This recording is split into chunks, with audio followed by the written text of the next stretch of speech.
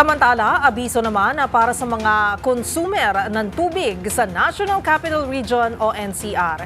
Yan ay dahil isang linggong magkakaroon ng water interruption ang ilang lugar sa NCR simula na ngayong araw hanggang sa Sabado, bunsod ng isinasagawang maintenance activities. Ang buong detalye at ang mga syudad at barangay na apektado nito alamin sa report ni Arnold Herrera.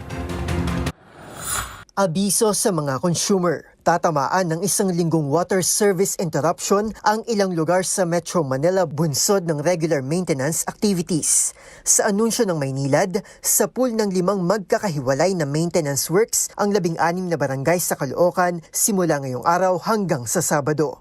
Apektado rin ang malaking bahagi ng Malabon City, maliban sa Barangay Longos sa 7 oras na water audit na isasagawa mamayang gabi hanggang alas 5 bukas ng umaga. Simula mamayang gabi hanggang sa Biyernes, makakaranas din ng serye ng water interruption ang halos buong Navotas, maliban sa Barangay Bangkulasi at North Bay Boulevard South para sa repairs, water audit at pagsusuri ng leaks. Samantala, sa pool din ng maintenance works hanggang sa huling araw ng Setyembre ang ilang barangay sa Quezon City kabilang ang Commonwealth, Kaligayahan, Gulod, Santa Monica, Talipapa at 4 na iba pa. Gayon din ang BF Homes sa Parañaque. Asahan ng water interruption simula alas 10 ng gabi na posibleng tumagal hanggang alas 6 ng umaga.